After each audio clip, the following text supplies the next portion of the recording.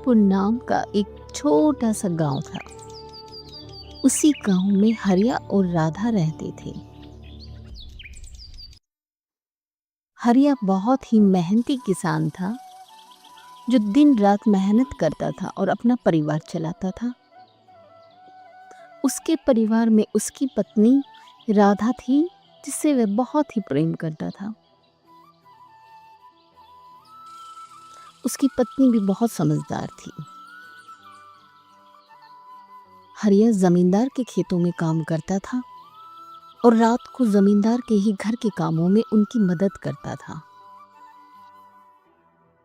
हरिया के मुताबिक जमींदार बाबू बहुत ही नेक इंसान थे, जो उनकी समय समय पर मदद करते रहते थे। लेकिन हरिया ने वहीं कहीं और लोगों से जमींदार बाबू के बारे में बहुत सी गलत बातें भी सुन रखी थी। एक दिन हरिया खेतों में जा रहा था तो जोर से मूसलाधार बारिश शुरू हो गई। हरिया भागता हुआ एक पेड़ के नीचे जाके बैठ गया और बारिश रुकने का इंतजार करने लगा, क्योंकि उसे पता था अगर वह लेट गया तो जमींदार बाबू बहुत गुस्सा होंगे। कुछ समय बाद बारिश भी रुक गई और जैसे ही बारिश रुकी, हरिया ने भगवान को धन्यवाद किया और वहां से खेतों की तरफ निकल पड़ा। खेतों की तरफ जाके खेतों में काम ही कर रहा था कि तभी वहां पर जमींदार बाबू आ जाते हैं।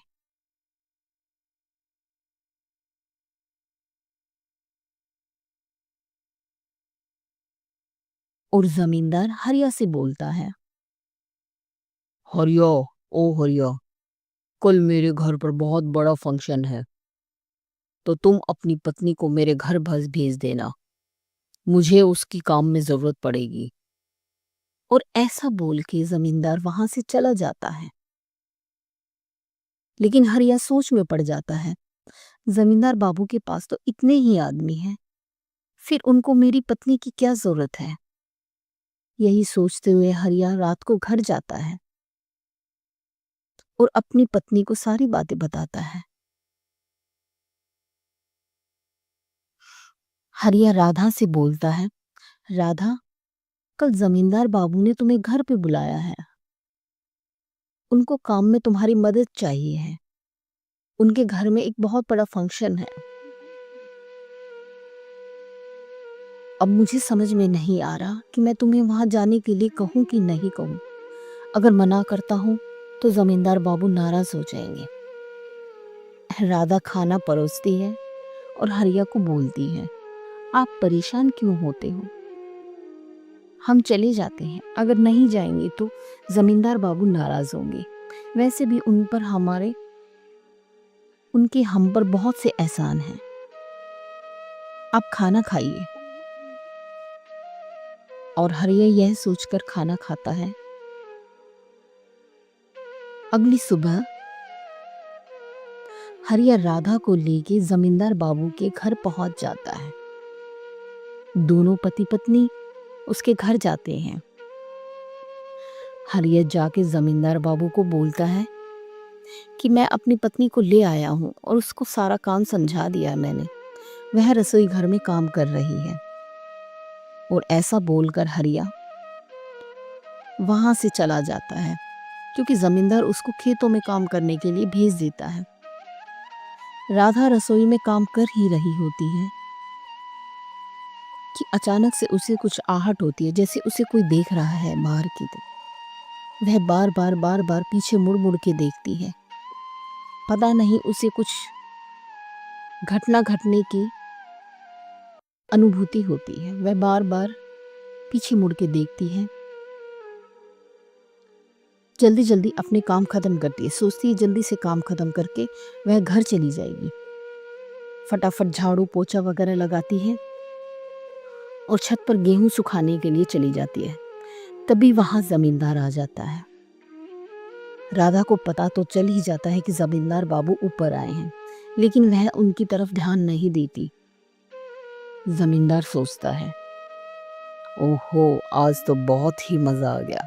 बहुत दिनों बाद ये राधा मेरे चुंगल में फंसी है। आज मैं इसको छोड़ूंगा नहीं। और ऐसा सोचकर जमींदार वही छत पर टहलने लग जाता है, इधर उधर।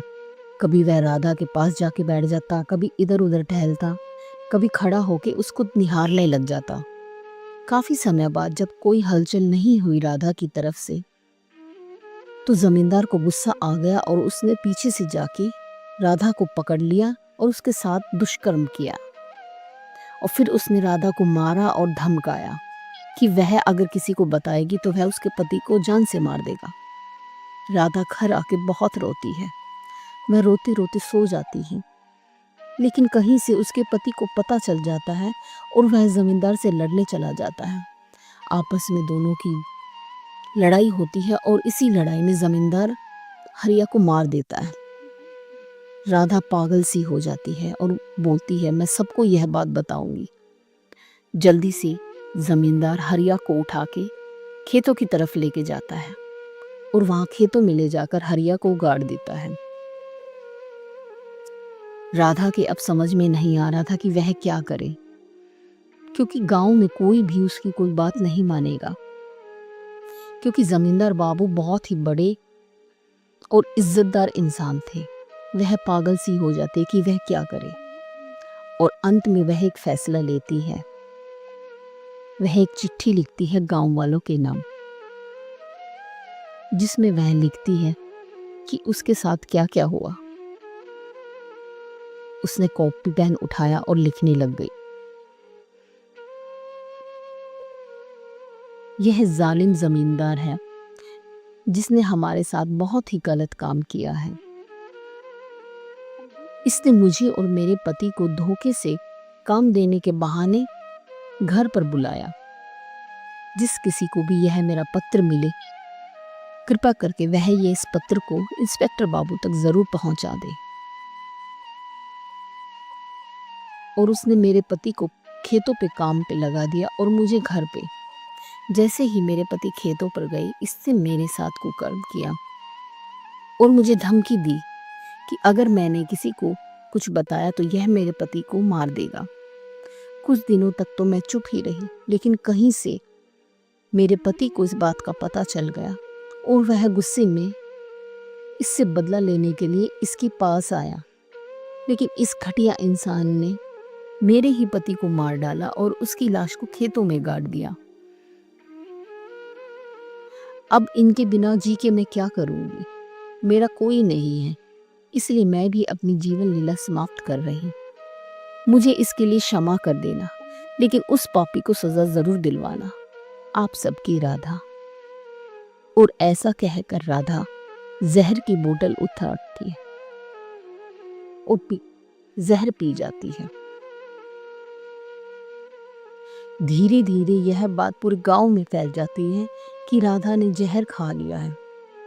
सभी लोग उसके घर में जमा होने लग जाते हैं। सभी बहुत हैरान और परेशान थे कि ऐसा क्यों किया, क्योंकि हरिया और राधा तो बहुत ही खुशहाल जीवन जी रहे थे।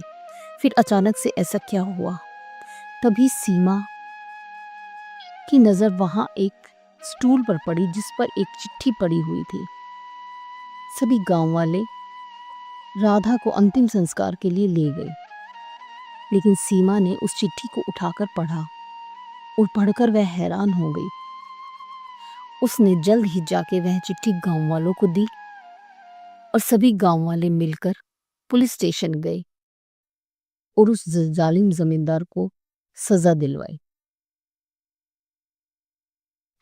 तो दोस्तों, आपको मेरी कहानी कैसी